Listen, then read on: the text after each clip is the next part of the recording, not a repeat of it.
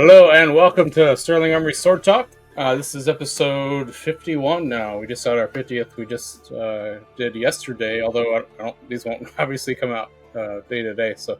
But we recorded one. Josh and I had some time, and now we get some time with Colton. So let's bring on Colton. Hello. Hey. We did our 50th. Skipping all our introductions already. So my name is Chris. If you're new to the channel, we are sword makers, and this is our Sword Talk podcast where we talk everything sword related. And we try to do a little different spin than a lot of other sword channels because we are makers. So hopefully that gives you a little bit of a different insight in the sword world. So that's me. I'm Chris. Colton, if you want to do any more intro there. So I'm Colton, Copperthorn Custom. Swordsmith. I don't know. Yeah, I'm always so bad on these intros. We've done so many, and it's the same thing every time. Yeah, we're all terrible at intros, so I think you just don't like talking about ourselves. Not a lot. No. But we do like talking about swords, which is over here.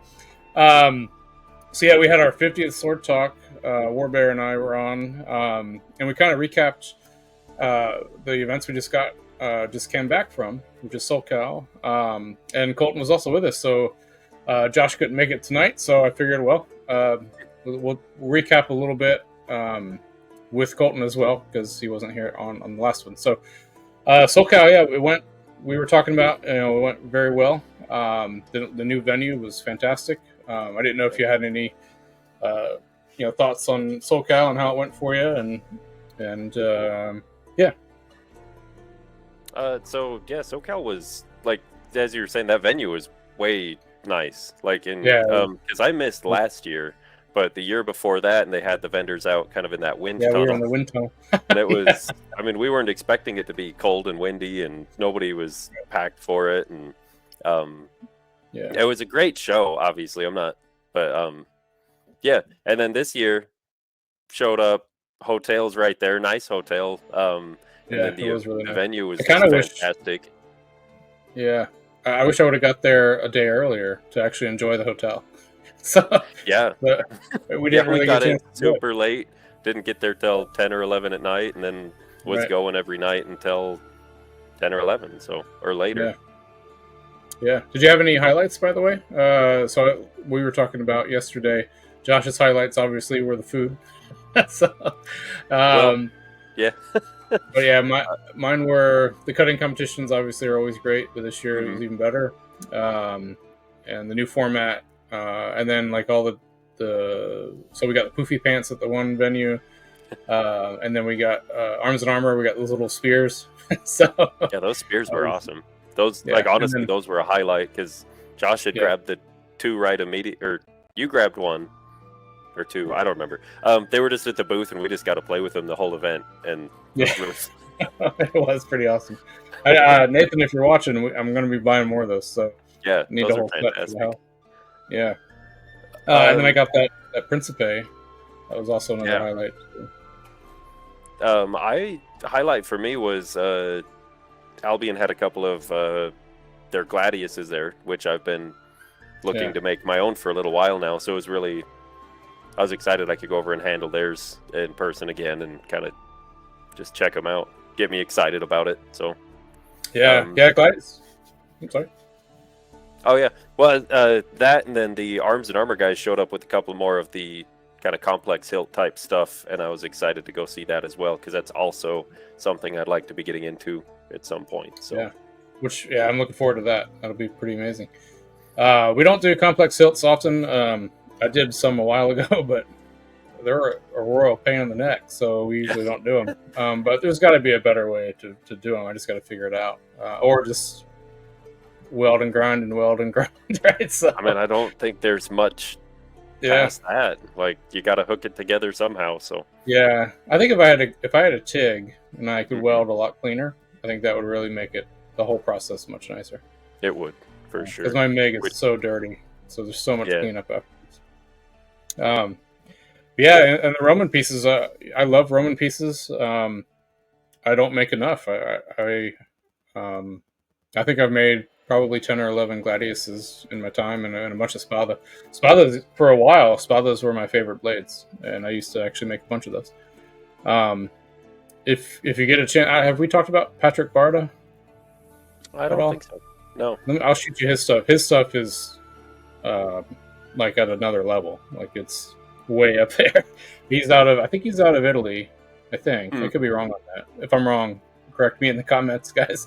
But yeah, he makes some of the best Viking and Roman blades I think in existence. He's one of those who smelts his own steel and makes them from the ground up. So that is awesome. His designs are super historical. I don't know if they're one-to-one museum pieces, but they look like they are. He also does all sorts of gold and silver inlay work and all that sort of thing. So yeah, I'll send you his images. But that's another great source for stats on Roman blades, by the way, because he stats all his as well. Okay. Yeah, that's where I think one of his spadas is really what made me fall in love with Roman blades. And then when I started making them, it's really cool. Like when you're putting that gladius set together, it's so different than any other swords we do, right? Yeah. So I would always use walnut and then either ivory or like camel bone or Hollywood, like which is a really white wood. And then for the grip, and then walnut for the pommel. And it always looks really incomplete until you put that final finish on the wood and the walnut just pops right out. And you're like, oh, there it is. So it's a very fun process, and you hope it's going to look good, and then it always does, because that walnut just pops when you put lacquer or however you finish it, right? Just put some oil on it or whatever. The Danish oil really makes it look nice. Yeah, that was going to be my route, most likely. Yeah. So yeah, so in the background when we were talking before the episode, we started recording here, and yeah, so Colton's currently working on a gladius or a spada gladius somewhere in the middle there. But yeah, I'm gonna probably get I found a old gladius blade I didn't realize it still had, so I'm gonna try to rework that into a gladius now with a new grip and new hilt and everything. So I'll make one alongside. So hopefully at our next show we have 2 Roman blades, at least 2, maybe 3. Yeah, that'd be pretty cool. So I kind of wish there was more Roman. My Kima's right based around European, like medieval. There isn't really anything like that for Roman stuff right now, at least not that I'm aware of. So, but yeah, I guess the only reason why I don't make as many is because they usually don't sell. Let me take that back. They do sell, just not as well as European blades. Sure. So, or medieval blades, I should say. European. Yeah. But which you gotta make is kind of to be expected on this one. Like it's the same with basically everything we do. Yeah. I'm just making it how I want it, and I'm just kind of like, I might just keep it. I don't know. It's my first one. We'll see how it turns out. I'm really excited about it, but I might just keep it. We'll see. Yeah, I think so. On my on most of my old ones, I think images are available on our Facebook page. I think I kept them all pretty basic, so it's just walnut, guard and pommel, usually a brass or a steel rivet nut, and then a single color grip. But I think on this one I might add some brass spacers or bronze spacers between the guard and the grip, and then the grip and the pommel. I might fancy it up a little bit more. Oh, that's actually exactly what I was just thinking about doing. Oh, really? Yeah. Yeah, because like we were kind of talking about it, and I wanted to put a little more weight into the hilt of mine, if I can, just where we're kind of sitting now. And I'm like, I might add some spacers. Yeah, that'll do it. Get another half an ounce back there or something. I don't know. Yeah, how big are you using that rivet nut I told you about, or are you using something different? I made my own. Oh, did you make your own? Okay. Yeah. How big is it? 5/8 around, 5/8 long, give or take. Okay, that's a good size. I was gonna say sometimes if you get ones that are too small, like I've seen a lot of gladiuses, in the modern market where it's too small and it looks really weird. So, and it also causes the hilt to loosen up because that rivet's sitting on wood, right, and the wood's gonna relax over time. So you really want a big rivet block there. Surface area. Yeah. Well, Also, and then yeah, like I was saying, like I've actually created so like there's the wood pommel, and then I've done I don't know, it's a bronze cap that I've formed over the wood, and it's oh, cool. 4 leaves coming down over it, and Oh, then pretty. the nut at the back of that. So it's going to be the wood with like a bronze cap, and then the Yeah. nut type peen That's, block, whatever on the back of it. yeah. That sounds really cool. I'm excited to see that. I Yeah, wonder if you should could be pretty match the cool. leaf on the other side of the pommel. That's a really good idea that I hadn't thought of. That would also give you some more weight too, right? Yeah, that puts some Um, weight right where I want it. Interesting. I've yeah, already and I've seen created that the before. pommel, and I've got the grips countersunk. The grip is countersunk into the pommel and the guard. I'll have to look into that and see if I can come up with a way to do that with Yeah, what it'd I've be pretty got. It'd be really cool. That's a really good idea. It'd be cool to do on the grip, or up on the guard, and then also on the pommel. I don't know. I wonder if I would. neat. Yeah. That might be too much.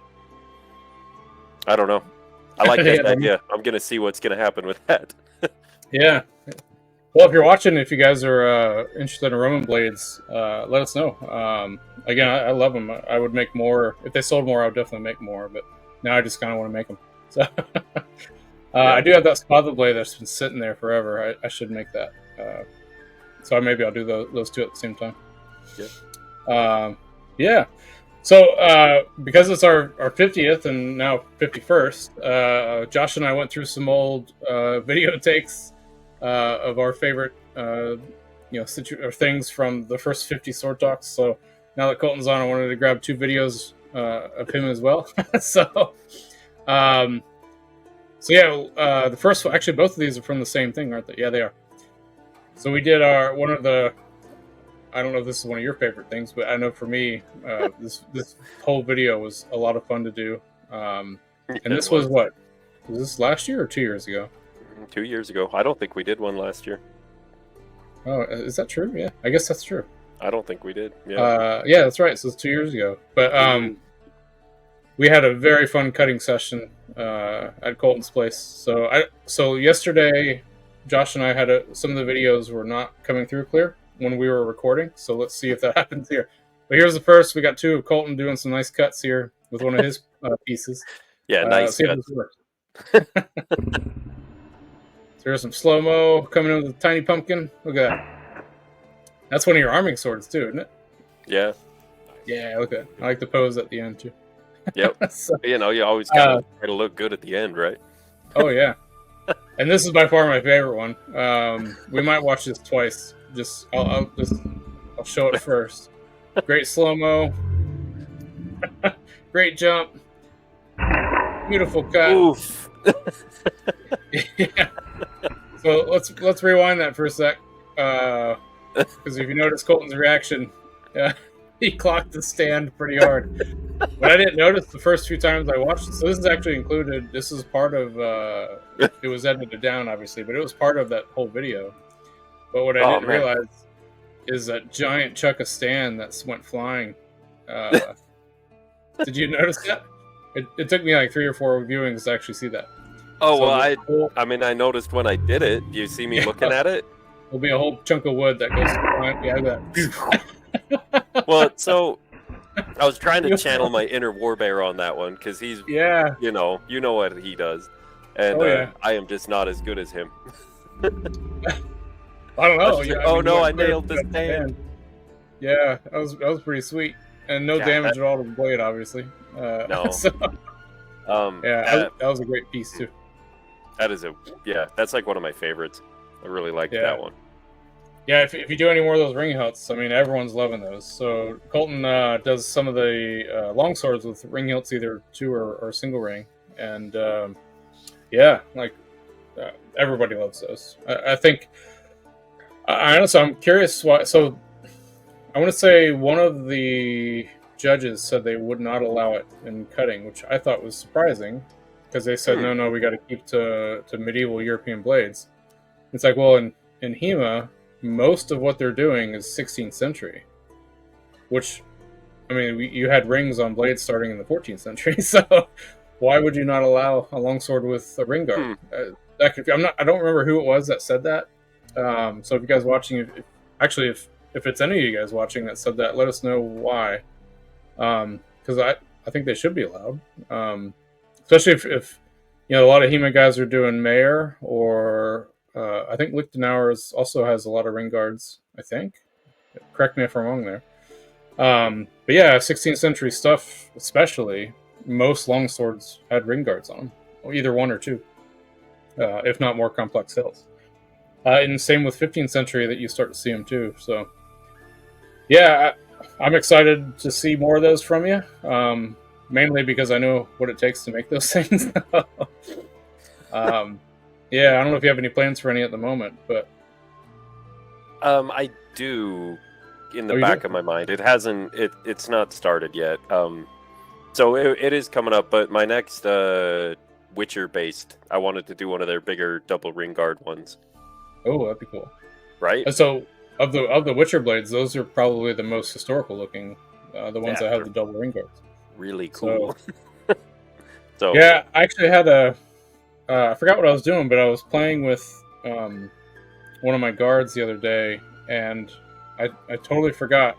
I was going through.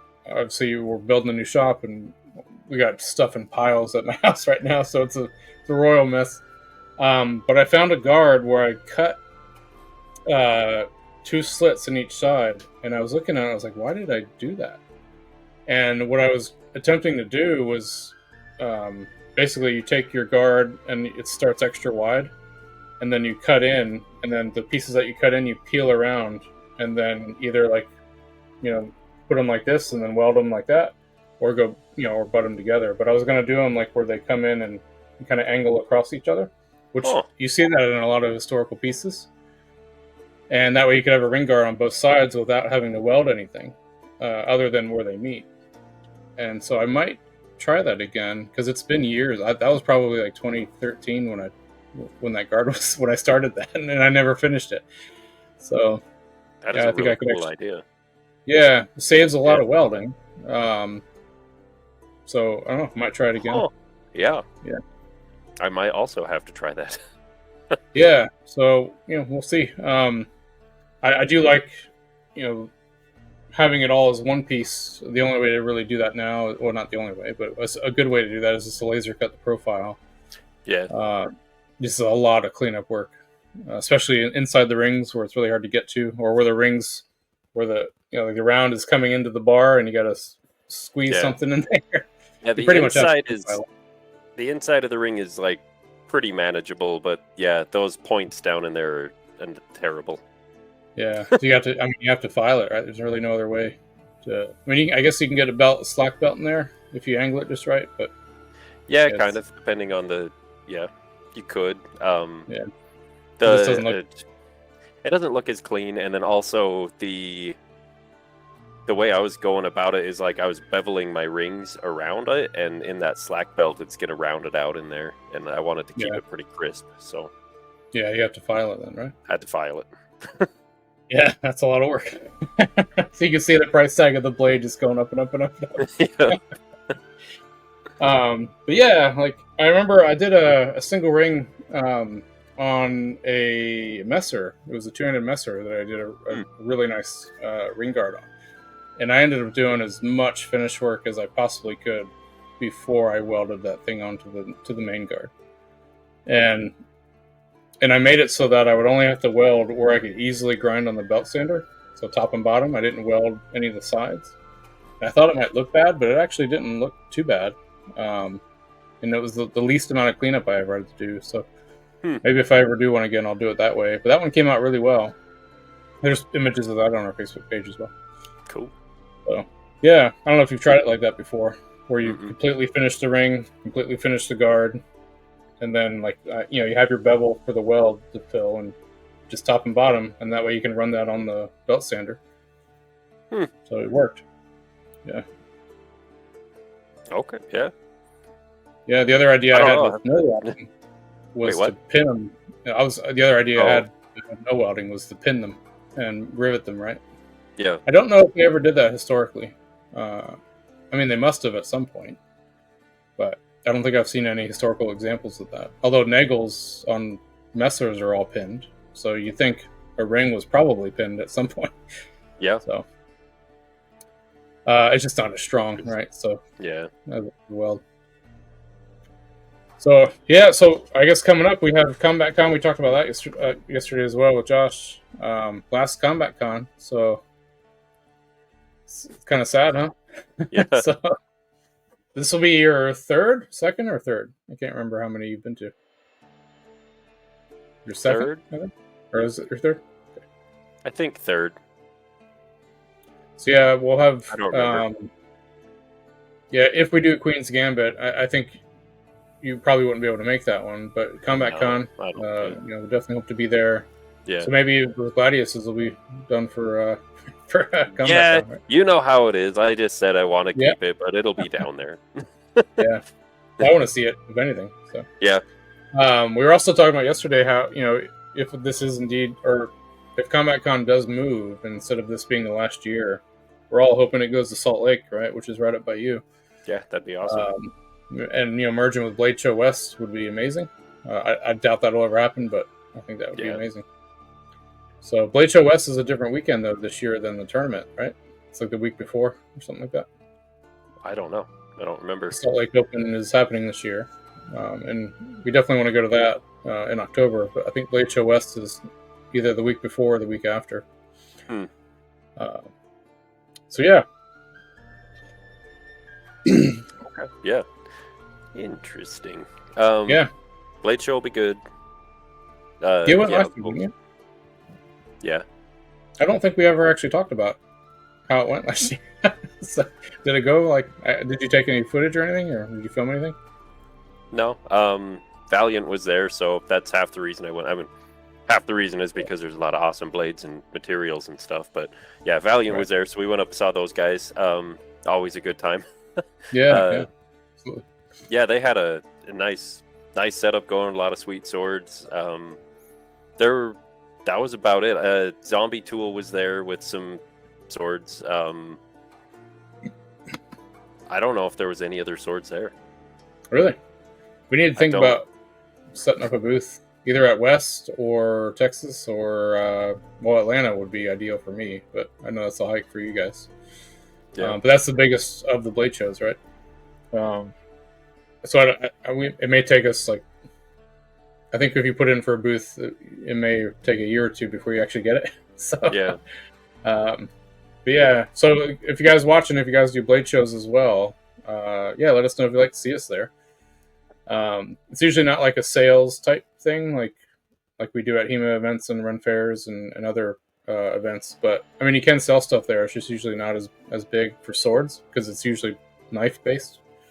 And then for swords, it's mainly a display and showing off everyone's work. So, but yeah, you might get some sales. Who knows?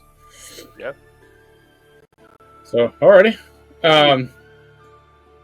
Yeah, so I'm trying to remember what else. So we had, we just finished SoCal. We got Combat Con coming up. Queen's Gambit. Oh, I don't think you're aware of this. So we have that Sword Strong in Kansas City that's coming up as well. So at Sword Strong, we donated a blade. Donated the teal. I'm sorry, not the teal. The arming sword with the twisted wire wrap that I did. Okay. So I donated that for a prize. So that'll be, if you're doing a Sword Strong tournament, that'll be one of the prizes. And then the teal Rayskin grip longsword is actually right now up for auction to help Combat Con. So we showed that on the last Sword Talk as well. So lots of events coming up this year, and hopefully we can see Colton live. Definitely at Combat Con, and if we do Salt Lake Open, which I think we will, then I mean that's right in your neighborhood. I would be up to that for sure. Yeah, awesome. We don't have too much more to do. I don't have too much more for today. We're only at about 24 minutes though, which I think isn't too bad. So we'll just call this an extension of the one from yesterday. Yeah, exactly. So maybe it'll be 50A, 50B. We do have a lot of other topics though, that especially you guys have been writing in on, which is great. And we're also going to revisit going back to 50 episodes there's a lot of topics we did very early on that we'll probably revisit, especially like our favorite blades, if they're still the same as they were back then. That was 2 years ago that we started, right? So 50 episodes has been about 2 years, if not more than that. It's more than that. Yeah, so I'm pretty sure it's more than that. Yeah, I'll have to go back and watch. If you're watching here, go back and watch the first one. I'm curious when that was. I thought that was 2 years ago, but yeah, that's wrong. Maybe. That's probably 3 years ago. It kind of sounds. Yeah, that'd be my guess. Yeah, so you got to get your Boromir blade done. So, yeah, you're right. Yeah, it's the blade is. I've got the blade sitting there. Just need to find time to do one for myself. That's one of the coming up sword talks is, what's your favorite blade, historical and fantasy, and is it still the same as it was back then?